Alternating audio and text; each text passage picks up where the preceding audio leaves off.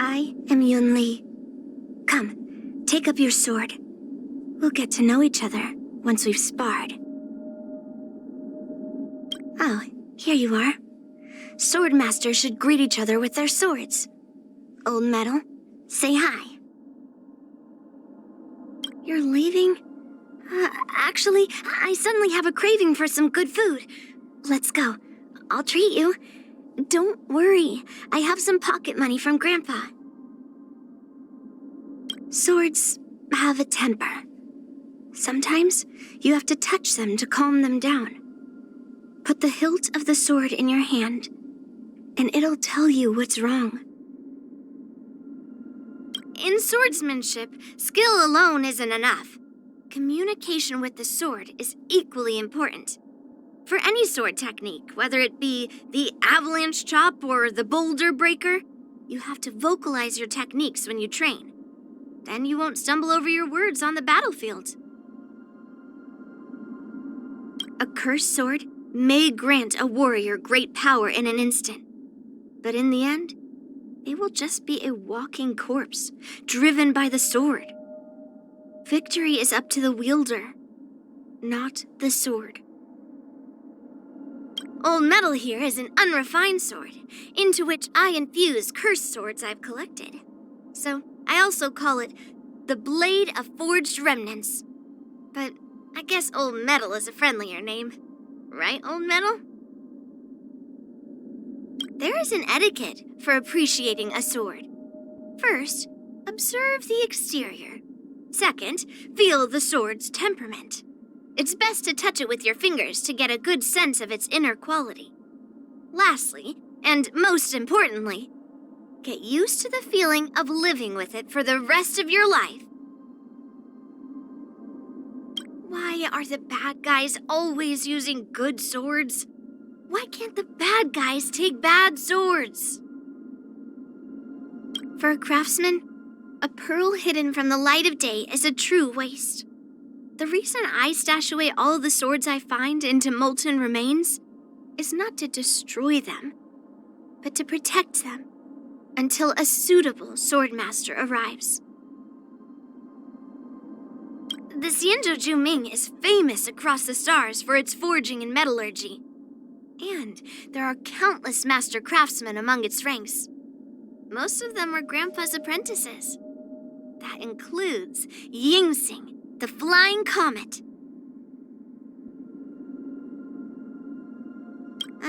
Grandpa always treats me like a child. But come to think of it, at his age, who isn't a child to him? Every time I hear Grandpa and General Jingyuan talking, I start to fall asleep. Why can't they speak to each other the same way they talk to me? I can never understand conversations between generals. He has so many great swords that he never uses. Sometimes I can hear those swords crying. Is this what people mean when they say spoiled for choice? I prefer to make friends by sparring. After all, combat is more sincere than words. That carefree general of the Yaoqing is the same as me in that regard. Ah, yes. General Feixiao has a counselor by that name. I've heard that it's very, very difficult to see him, unless he reveals himself willingly. But usually, he's nowhere in sight. He always asks me to go eat hot pot with him. I know it's delicious, but I just can't eat that hot and spicy stuff. Whenever I'm on the Zhuming and I have time, I go visit Lingsha and Arden's Regia. Then, when I'm tired of playing, I rest my head on her lap. Lingsha always has this sweet, sweet aroma about her. You mean Yingxing? I've never met him in person, but Grandpa has mentioned him countless times. He's probably one of his most famous apprentices. I'd love to chat with that shard sword of his if I get the chance. The Luofu's High Elder? I once got to share a table with her in Arumali. We ate tons of scallion chicken and fried rice balls.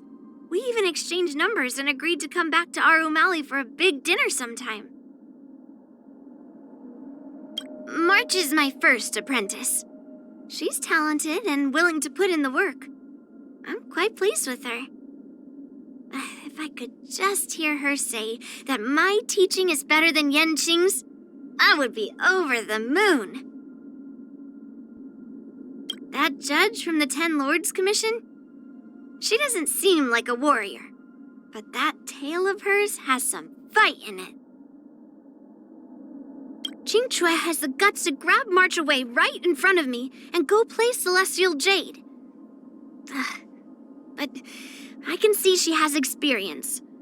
March might be able to learn a thing or two from her and apply it to her swordsmanship. After we got to know each other by sparring, I realized he was indeed a kind gentleman, but it was a little hard to understand him. And his sword was hard to understand too. A sword must be hammered and refined 1,000 times over before it can be forged into a weapon. My skills have improved. Time to treat myself to some yummy food. To finally hunt down and wipe out all cursed swords? I still have a long ways to go before then. I'm a little stronger. I can even hear my sword congratulating me. If it isn't the assistant teacher. Give me a hand here. March, stand closer. I'll teach you a few tricks for the battlefield. Ah, Yanqing, how about a rematch? Best of 3? No. 1 round. Are you okay? Grandpa always said it's bad to exercise after eating. Strike while the iron is hot. I've yet to find a lump of iron I can't melt. The outcome lies within the self, not the sword. Gonna show me what you're made of? Hey, old metal, just between us, which one do you want to strike? Oh, all of them? All right. Rock-shattering slash! Pulverizing sword strike! Again. Not bad. I'll melt you all down. Splitting clouds, severing mountains! Blade drawn, mountains fall! Through the clouds, it cleaves a path! Ha! To earth, it descends with might! Eradicate! Right on time. Yes, you! Grandfather. There are still cursed swords to be destroyed. Thank you for your help. Intercepting sword technique. Tempered and forged. All are imbued into the sword. Hello there. What do we have here? Wow. Too bad it's not the sword I wanted. Not as interesting as Grandfather's gadget. Guess I'm a bit rusty.